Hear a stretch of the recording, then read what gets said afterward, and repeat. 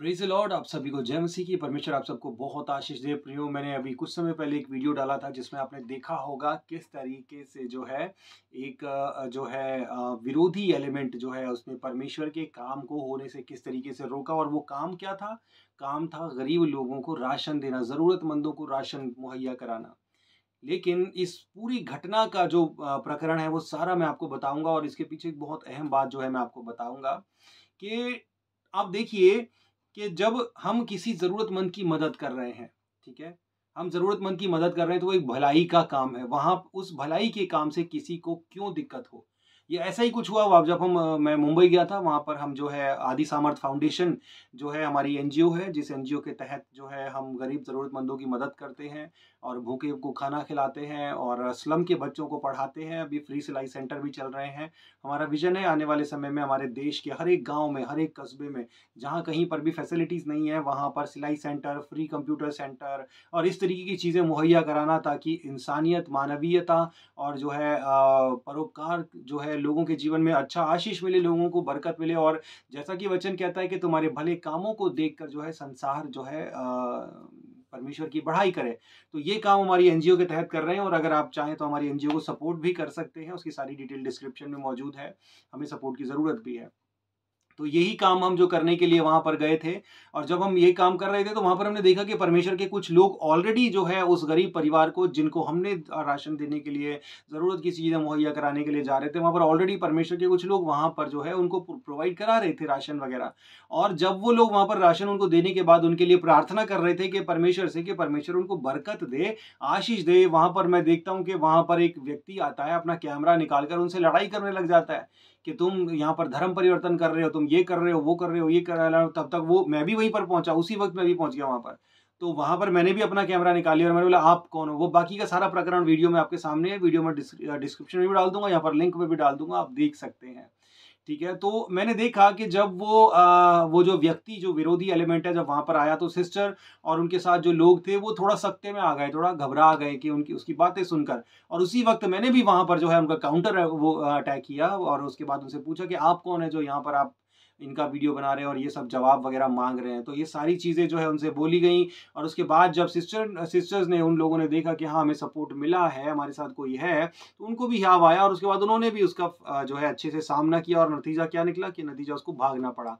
कहने का मतलब ये कि देखिए, आज जो है परमेश्वर के लोग जगह-जगह पे हम देखते हैं कि मार खा रहे हैं, सताए जा रहे हैं, परेशान हो रहे हैं, और जो है इस तरीके के एलिमेंट, इनकी ताकत बढ़ती चली जा रही है, जबकि उनको पता है कि वो जो कर रहे हैं वो गलत है। कानूनन भी और मानवीयता के आधार पर भी वो गलत कर रहे हैं, क्योंकि ज़रूरतमंद की ज़रूरत पूरी होने से किसी को क्यों प्रॉब्लम हो सकती है? और प्रार्थना करने से किसी को क्यों प्रॉब्लम हो सकती है? कोई भी व्यक्ति अगर किसी गरीब ज़रूरतमंद के लिए प्रार्थना कर रहा है परमेश्वर से, तो उससे किसी को क्या दिक्कत है ना?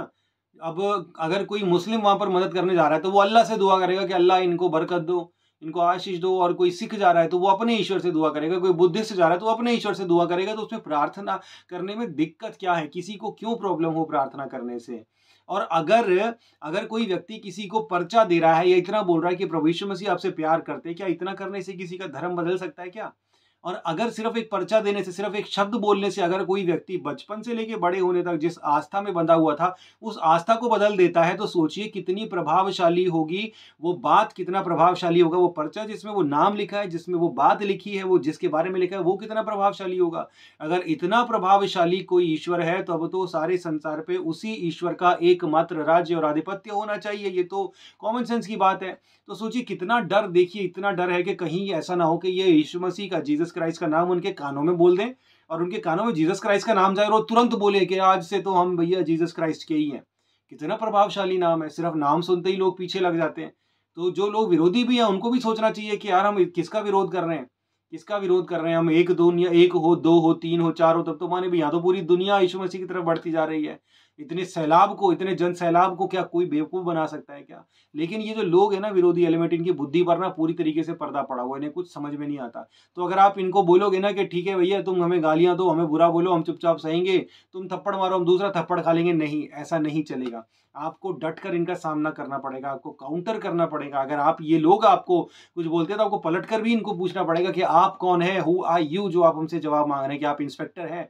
हमारे देश के संविधान ने हमें अधिकार दिया है प्रचार करने का, और हमारे देश के संविधान ने अधिकार दिया हर एक व्यक्ति को अपनी मर्जी से कोई भी धर्म चुनने का। तो आप कौन हैं जो संविधान के विरोध में जाकर आप ये काम कर रहे हैं? अगर हम जबरदस्ती किसी से कुछ काम करवा रहे हैं तो वो गलत है, लेकिन अगर कोई व्यक्ति अपनी मर्जी से हमसे प्रार्थना करवा रहा है तो उसमें तुम्हें क्यों प्रॉब्लम है?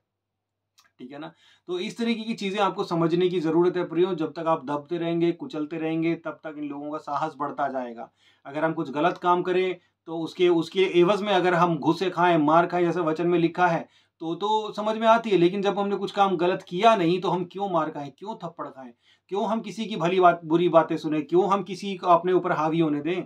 हम होंगे हावी जिसके ऊपर भी हम भला काम कर रहे हैं, हम अच्छा काम कर रहे हैं, हमारे पास जीवते परमेश्वर का वचन और सुसमाचार है। तो हम होंगे जिसके ऊपर हावी होंगे हर तरीके से। यीशु मसीह के साथ, यीशु मसीह भी तो ऐसे ही करते थे ना। कोई हथियार नहीं उठाया, किसी को कोई बुरा नहीं बोला, गाली नहीं दी, कुछ भी गलत बात नहीं बोली, लेकिन फिर भी सिर्फ़ अपनी बातों के द्वारा यीशु मसीह जो है शास्त्री फरीसियों को, जो अपने आप को बहुत बुद्धिमान समझते थे और यीशु मसीह को फँसाने की कोशिश करते थे, अपनी बातों के द्वारा यीशु मसीह उनकी बोलती बंद कर देते थे। ठीक है ना? तो ऐसा ही होना चाहिए, ऐसा ही होना चाहिए। अगर आप मार्केट में निकल रहे हो, अगर आप बाज़ार में निकल रहे हो, घरों में निकल रहे हो, अगर आप किसी व्यक्ति से मिलने निकल रहे हो, मीटिंग में जा रहे हो, कहीं पर भी जा रहे हो, जहाँ पर आपने सुसमाचार सुनाना है, वहाँ पर डरने की ज़रूरत नहीं, खुलेआम सुसमाचार सुनाओ। आपको अधिकार देता है हमारे देश का कानून। हमारे देश का संविधान आपको अधिकार देता है। आप पूरी तरीके से प्रचार भी कर सकते हो, किसी को भी बता सकते हो यीशु मसीह के बारे में, आपको कोई रोकने वाला नहीं है। हाँ, फ़ोर्सफुली अगर आप करेंगे तो गलत है। किसी को ज़बरदस्ती किसी की कनपटी पे बंदूक रख के, किसी को ज़बरदस्ती बोल कर के नहीं, नहीं तुम्हें 1 लाख रुपए मिलेगा, तुम्हें यीशु मसीह को मान लो, तुम्हें 2 लाख मिलेगा, तुम्हें ये मिलेगा, वो गलत है। उसकी हमें ज़रूरत भी नहीं है। हमारे परमेश्वर का प्रेम ही काफ़ी है। यीशु मसीह का नाम ही काफ़ी है, जो एक बार सुन ले वो खींचा चला आता है अपने आप। ठीक है? तो और दूसरी बात, सबसे बड़ी बात, सबसे अहम बात ये कि आपकी भलाई, आपके भले कामों को के द्वारा संसार जाने ना कि परमेश्वर प्रेम करते हैं। ऐसा नहीं है कि हम मुँह से बोले कि परमेश्वर आपसे प्रेम करते हैं, लेकिन प्रेम दिख कहाँ रहा है? हमारे कामों में दिख रहा है ना, तो हमारे कामों में नज़र आना चाहिए परमेश्वर का प्रेम। इसलिए प्रियो, आप डरना नहीं है, घबराना नहीं है। जो लोग आपको इस तरीके से परेशान करने की कोशिश करते हैं, डट कर उनका सामना करो। ठीक है? प्रभु ने कहा कि जो लोगों के सामने जो है मेरा इनकार करेगा, मैं पिता के सामने भी मैं भी उनका इनकार कर दूँगा। जो मुझे एक्सेप्ट करेगा, मैं उसे भी एक्सेप्ट कर लूँगा। ठीक है ना? तो ये प्रभु ने कहा है, इसलिए डरना नहीं है, बिल्कुल किसी से डरना भी नहीं है, दबना भी नहीं है, थप्पड़ भी नहीं खाना, गाली भी नहीं खानी, ऊँचा शब्द भी नहीं सुनना। हम जीवते परमेश्वर के बेटे-बेटियाँ हैं, हमें कोई नहीं दबा सकता। ठीक है ना? इसलिए पूरा एकदम दिलेरी से, मज़बूती के साथ सुसमाचार प्रचार करो, डरना नहीं, झिझकना नहीं, खुलेआम निकल जाओ सड़कों पे। माइक लगा के प्रचार करो, पर्चे बाँटो, बाइबलें बाँटो, कोई दिक्कत नहीं है, खुलेआम बाँटो।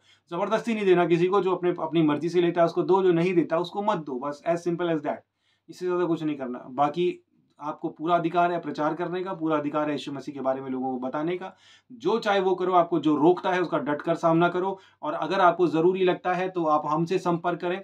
चाहे आप कहीं पर भी हो, हम मुझसे बात करो, मैं आपको बताऊँगा क्या करना है। सारी लीगल हेल्प, हर एक तरीके की मदद आपको हम मुहैया कराएँगे। लेकिन अव्वल आप कोशिश कीजिए कि खुद ही आप डटकर सामना करें, क्योंकि अगर आप मदद के लिए भागेंगे तो हमेशा मदद के लिए ही भागते रहेंगे। लेकिन खुद डटकर सामना करेंगे, मोर्चा सँभालेंगे, तो फिर आपको दोबारा कभी मदद माँगने की ज़रूरत नहीं पड़ेगी। इसलिए जो इस तरीके के जो अपने आप को समाज का, धर्म का ठेकेदार समझते हैं, उन लोगों को ज़रा भी आपने तवज्जो नहीं देनी। उन लोगों की बात उनको बोलने नहीं देना कि तुम यहाँ पर किस अधिकार से बोल रहे हो, ठीक है ना? सही तरीका जो है वो वीडियो में आप देखिए, मैंने किस तरीके से बात की है, वीडियो डाल दूँगा मैं, और आप भी दिलेर बने, सुसमाचार सुनाएँ, प्रभु के काम से कभी पीछे नहीं हटना, ठीक है? गॉड ब्लेस यू ऑल, परमेश्वर आपको आशीष दे। जय मसीह।